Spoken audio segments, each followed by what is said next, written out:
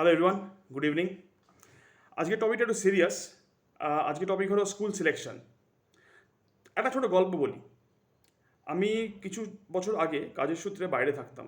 তো আমার ওয়াইফ আর বাচ্চা ইন্ডিয়াতে মানে কলকাতায় থাকতো। আমার ওয়াইফ একদিন আমায় জিজ্ঞেস করলো, ছেলেকে স্কুলে দেবো, কোন স্কুলে দেবো, মানে একটা ডিসকাশনের জন্য আর কি। তো আমি ডিসকাশনটা বেশি আর না বাড়িয়ে একটা কথা বললাম যে এমন স্কুলে একটা সিলেক্ট করো, এমন স্কুলে দাও যাতে আমি বিদেশে থাকলেও অ্যাফোর্ড করতে পারবো, বিদেশ থেকে কখনো ফিরে এলেও আমি অ্যাফোর্ড করতে পারবো। এই একটা কথা। অ্যান্ড তারপরে we selected a particular school. তো সেই স্কুলের নামটা আমি নিচ্ছি না, because it's not an advertisement of the school. তো আমি বলছি, তো এখান থেকে যেটা আমি বলতে চাইছি কথাটা, যে বাচ্চাদের স্কুল সিলেকশনে অনেক সময় আমি দেখি, এটা আমার ওয়াইফের সাথে আমি ডিসকাস করছিলাম, যে পেরেন্টসরা অনেক সময় দে গেট কনফিউজ যে কোন স্কুলে দেবো, কোন স্কুলটা ভালো হবে। আমার কাছে একটা সিম্পল সলিউশন আছে এটার জন্য, যে কারণে I want to make this video just to spread the message. সেটা হচ্ছে যে ওয়েন সিলেক্টিং, এটা মেইনলি এই মেসেজটা কিন্তু মিডল ক্লাসদের জন্য, মানে বড় লোকদের প্রবলেমটা আমি জানি না, মানে তাদের কি প্রবলেম হয়। আমি আমাদের মতো মিডল ক্লাসের প্রবলেমটা বা মিডল ক্লাসের কনফিউশনটা আমি জানি, যে কারণে I am trying to give a solution. এবার বাচ্চাদের স্কুল সিলেকশনের সময় অনেক পেরেন্টসরা করে কি, বাচ্চাকে একটা বেটার লাইফ দেওয়ার জন্য they select the most expensive school, যেখানে আহ, আমরা হয়তো সেই স্কুলের ফিজটা জমা করতে পারছি বা ফিজটা আমরা অ্যাফোর্ড করতে পারছি। বাট শুধু স্কুলের ফিজটাই কি তাই?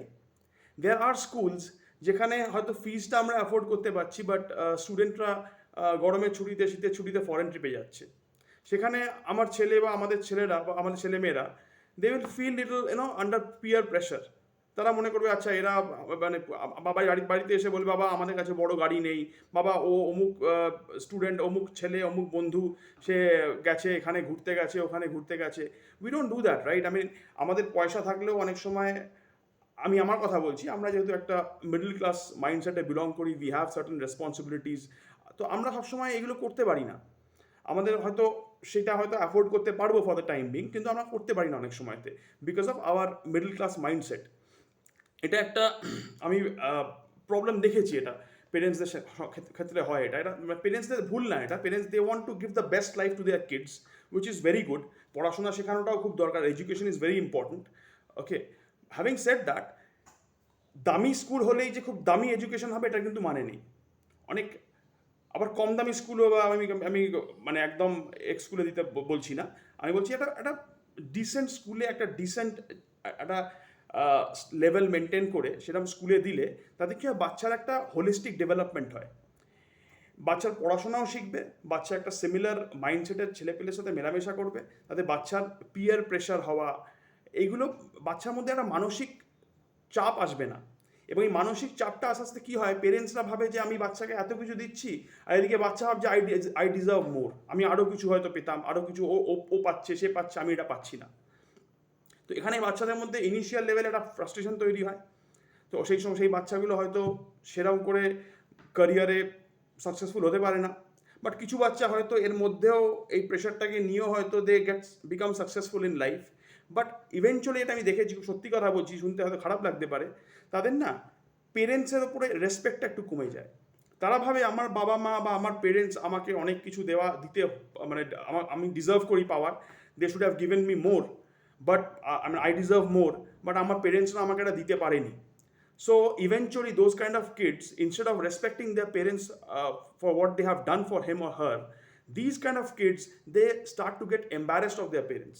তখন বাবা মার সাথে একটা মিসবিহেভ করা, বাবা মাকে মানে একটুখানি মানে অসম্মান করা, এই জিনিসগুলো তখন বাচ্চাদের মধ্যে আমি খেয়াল করেছি। এটা শুধু ছোট বাচ্চা না, এবং এরা এরা যখন বড় হয়, এরা বড় হওয়ার পরে আমি খেয়াল করি যে বাবা মা সর্বস্ব জীবনে দিয়ে বাচ্চাটাকে মানুষ করলো। সেই বাচ্চাটা বাবা মার মানে এফার্টে, বাবা মার ডেডিকেশনে বাচ্চাটা মানুষ হলো, জীবনে অনেক বড় হলো। বাট ইভেনচুয়ালি দ্যাট সেম বাচ্চা is embarrassed or ashamed of his or her parents. এটা হয়, এটা শুনতে খুব খারাপ লাগতে পারে, but this is the reality. সুতরাং আমার একটাই রিকোয়েস্ট, একটাই সলিউশন আই উইল প্রোভাইড, যে ছেলেপুলেকে একটা এমন জায়গাতে, এমন এনভায়রনমেন্টে রাখা উচিত যেখানে they will not face any peer pressure. একটু কম এক্সপেন্সিভ স্কুলে পড়াশোনা করলেও কিন্তু পড়াশোনা শিখে অনেক জীবনে বড় হওয়া যায়, যদি পড়াশোনাটা সে ভালো করে করে, এবং সে যদি কম্পিটিটিভ এক্সাম ক্র্যাক করে, এবং কম্পিটিটিভ এক্সাম ক্র্যাক করতে না পারলেও মানুষের মতো মানুষ হলেও জীবনে অনেক বড় হওয়া যায়।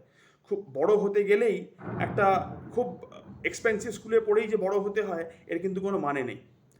I see this mistake lot of parents are doing at the moment in today's life, যে কারণে I wanted to make a video on this. আমি ভিডিওটা বানাতে চাইছিলাম, okay, not for likes and sharing and subscription. এই সমাজে এই মেসেজটা যাওয়াটা ইজ ভেরি ইম্পর্ট্যান্ট। নিজের ক্ষমতা অনুযায়ী, নিজের স্ট্যাটাস অনুযায়ী নিজের ছেলেকে বা নিজের মেয়েকে সেই স্কুলে ভর্তি করবেন, সেই স্কুলে থেকেই পড়াশোনা শিখে সেই ছেলে মেয়ে একদিন আপনার মুখ উজ্জ্বল করবে। এই বলে আমি আমার বক্তব্য শেষ করছি। Thank you so much. এতখানি দেখে থাকলে I am very thankful to you. আমি ভিডিওটা এবার শেষ করছি। Thank you.